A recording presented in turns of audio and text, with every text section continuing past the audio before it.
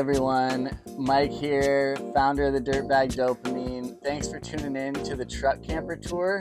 We're gonna jump into that in just a second, but first I have a quick announcement to make for anybody watching this during October 2022. If it's not October 2022, go ahead and scrub forward to the first chapter. But if it is, you're gonna wanna hear this. This month only, we're doing a giveaway to help grow our channel. We're giving away a brand new GoPro Hero 11 Black VIP kit. And the VIP kit is reserved only for select media and for GoPro athletes. So it's not available to the public, but I happen to have one and I'm going to be giving it away to one of you guys. This is a brand new channel and we really need your support to grow it. So this is our gesture of appreciation for your support in growing this channel. If we hit that 1,000 follower count by the end of October, I'll be announcing a winner and giving this camera away. So if you're into awesome adventure content, subscribe to the channel. You could enter to win a GoPro, and I would be absolutely stoked if we ended up giving it to you. So that's it. Enjoy the truck camper tour. Peace. All right, let's take a look inside now. So these double doors latch right here and lock, which has worked great. It's not the most theft proof, but I mean, it does a good job, and I don't keep a lot of stuff unlocked in here, so it's good enough for me. So the double door is open.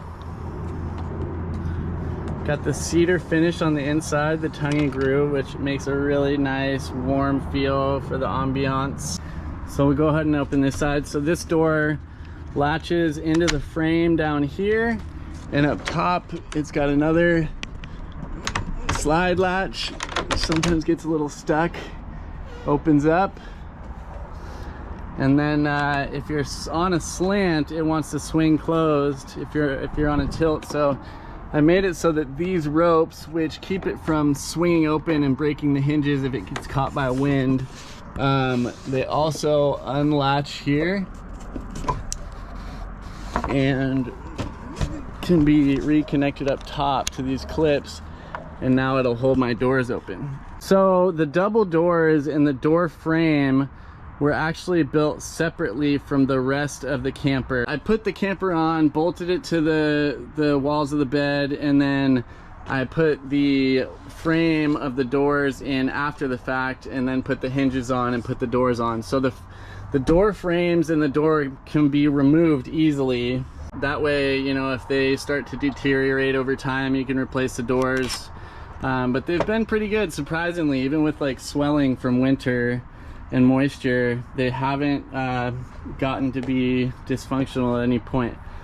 So the door frame is made out of 2x2 poplar, which is also what the frame itself of the camper is made out of. I see a lot of people building their campers out of 2x4s, and I think that's totally overkill for a lot of reasons, and we'll go into that more, but mainly because of the weight that it adds. It may make it a little bit stronger, but if you build it right, the sheer strength of the exterior plywood makes it plenty strong. You don't need 2x4s in your walls to make it super heavy. So the whole camper weighs less than 200 pounds. And when I put it on first, I was actually able to lift it myself using my shoulders and my back standing in the middle, and lift it up and get it positioned properly on the bed walls. So the whole thing weighs under 200 pounds. That's a common question I get about it, like, is it heavy? And the answer is no, it's not heavier than a fiberglass camper. So looking at the design inside, one thing that was really important to me after living in the van, I realized how much I love having floor space. I didn't want it to be a bed all the way across. The floor space makes it so much easier to move around in here and feel actually like a room rather than just a bed. And this way I can walk in. It's got hardwood floors, as you can see, hardwood veneer, and you can walk around in there. I've got plenty of headspace to sit up on the bed, and the bed is plenty wide for one. I've slept two in here, no problem. But there's also, this space is designed that a specially cut piece of plywood fits in here and rests on this lip here, and these lips, and it can be made double wide so it can sleep two super comfortably, and be removed when you don't need it, so that way it's a lot more functional for one person too. So in Elmer, my van, I designed this big beautiful build. It was absolutely gorgeous, poured my heart into it, and thought a lot about design, and it had these awesome drawers that slid out the back with heavy duty drawer slides that could carry up to like 500 pounds.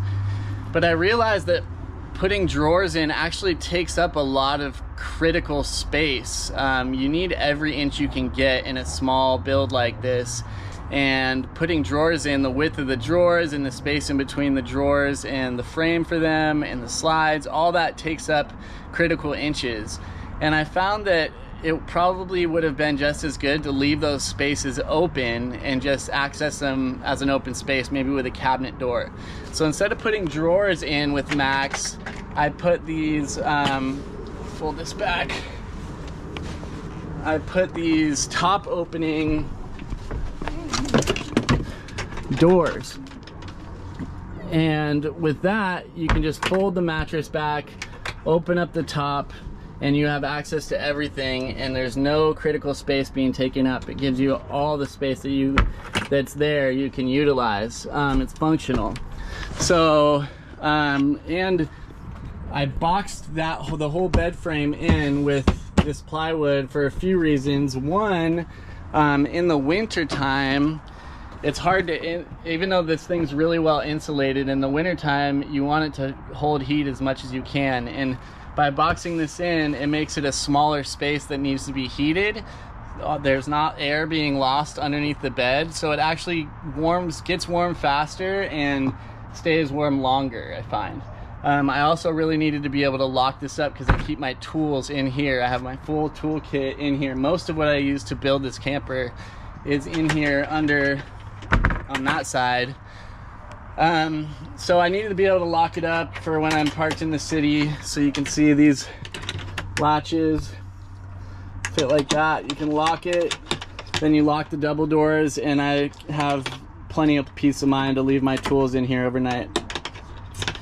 Let's see what else. Oh, I use a 4-inch memory foam mattress top, which is awesome, but I found that if you use that alone without any padding underneath it, it just compresses and it's basically like you're sleeping on plywood. So I added this Thermarest foam padding and just glued it to the top of the bed box. And with that, it's super comfortable. I sleep better in here than pretty much anywhere else. So finishing up the tour of the bed, we have this side opens as well. And you can open both of them, and I have enough space for all my tools in here, as well as my auxiliary battery, which is a lithium battery that's back there in the corner, and that powers the fan and the lights, which are all wired in through the walls down to a DC little circuit board that is connected to the battery, and that battery charges off of the alternator. So when I'm driving, it charges that battery for me. It would be super easy to attach solar panels and power this all with solar, but because I don't stay in it for more than a couple days at a time, and most of the time when I'm staying in it, I'm driving in between locations and it's charging, I haven't needed solar. But you can see over here the lights are connected to this dimmer switch. You can set the mood however you like. And then this switch here, I added after the fact, is connected to a motion sensor light, which is right here. Which I added mainly for peace of mind at night. Like, I didn't like the idea of someone being right outside and me not knowing. So and now if someone walks across behind my camper at night, that thing goes on and it alerts me sometimes. So yeah, the bed box is all built out of 3/4 inch plywood, just standard from Home Depot.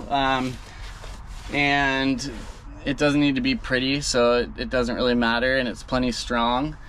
And it's built with, the box is built with the same wood that I used to build the frame of the camper. So it's this 2x2 hard lumber. As I mentioned before, this barn door has a latch on the inside too, so I can lock it from in here, and it's on this special hinge that holds open when you open it up. So you can open it up. Sometimes if in the summertime, I'll put a screen over here so that bugs can't get in, and it makes for a lot of ventilation. It's really nice because you can see out there, and in a pinch I can climb through here if I lock my keys or something in here. Above that there's this shelf which I just keep random stuff in, and I've got my fishing poles mounted up here. Again, having that over cab space is key for having my fishing poles up here and my surfboards. And when I have surfboards in here, this piece of paracord goes across here, and then there's another one here in the back, and they just hook here. So I unhook it, slide my boards in, hook those in, and then the boards just hang overhead. So I can actually have a board in here on this side and sit over here and still have headspace, which is pretty awesome. And if I'm staying overnight and I want to use a space, or I have more than one person, I normally strap boards to the top. So between this shelf and the under the bed storage, I've got plenty of storage. And oh, and I also have built out this little box over the wheel well, which has miscellaneous stuff in it. My Trump teepee. Beers, of course, backup beers, some rags, and that's the pee bottle. Essential. Little cup holder right here. Oh, and so this, I wanted to be able to climb through from the inside of the cab to the camper if I locked my keys in here. So I ended up actually finding an old truck shell for free on Craigslist and just pulled the front window off of it, and then built this part of the camper out to frame it and just inserted it in here. So this was actually free. It's awesome. It's a regular truck camper shell window, but it does exactly what I need it to, and it slides open. I can climb through if I need to. I added the vent fan after the fact, and cutting a hole in the roof of my camper was definitely nerve-wracking, but it was better than suffering through hot summer days. And this is a two-way fan, so when it's open it blows air out. It's a vent, and when it's closed it blows air in, so it works as a fan, and that's pretty awesome. This light's broken right now, that's why that tape is there. In another video, I'm going to pull this interior siding off so you can see what the frame looks like underneath. But this siding is just 1/8 inch veneer, just faux wood finish, super cheap, and it looks pretty good. I used to have tongue and groove cedar like the doors on all the siding of my van, and that looks even better, but this is cheaper, and it's a pretty nice finish, and it's really easy to install. So you can see over here, I still need to frame this window out, but underneath the veneer I have 1 inch polyiso foam insulation on both walls and on the ceiling. And in the doors I have Reflectix, because I needed something thinner for the doors. So behind that tongue groove there's Reflectix. This little shade here, it's nice in the summertime. You can just drop it, pull it across for a little bit of privacy, but still lets the light in. It works awesome. And oh, and so this seat here is part, when I put the plywood in for the other part of the bed, it fits right into this open space and covers this area up. But when that other piece isn't in, this serves as another little seat, so I can be sitting on the bed here, have someone else sitting there. It makes it a little more dynamic of a hangout space. Got my uke mount over here. That thing barely gets played because I normally play my guitar, but it looks cool in here. Oh, and the energy gauge tells you what the battery level's at. And oh, and right here I have a DC AC inverter, which is key. I can charge, it doesn't power much, but I can charge my phone and my laptop on there and my cameras if need be. So that's wired into the battery, which is underneath the bed. And so between the fan, the lights, the energy gauge, and the DC AC inverter, that's the only things that I'm using electrical for. So one lithium battery is plenty for me, and that's why I don't use solar panels, because it's just a little overkill for my needs. But you could add solar panels really easily. I almost forgot my favorite part, which is this little fold down table here. I built this after the fact and made it a little wave design just to add a little style, but it's on a little latch here and it's on chains on either side. It folds down, and now I have a workspace for my laptop, a coffee table, surface to cook on, and it folds up out of the way, and it's really, I use it all the time. Window opens up here like this for extra ventilation, and then for window covers I just use this polyiso material, cut it in the circle, it pops right in there, and now I'm blacked out and nobody can see in. I have bigger pieces to cover the bigger windows, and that works great. And last but not least, my dummy camera, security camera. It is not hooked up, but it makes it look like you're on surveillance if you break into my. So stay away, thieves. So yeah, there she is. That's the maxi pad. Tallied up all the costs of everything, and it came in at just under $1,000. Like I said, I did use some recycled material, but this camper is totally buildable for under $1,000. And in the next video, I'm going to show you the full list of materials, walk through the initial design, and we're gonna dig into more of how to actually build this thing.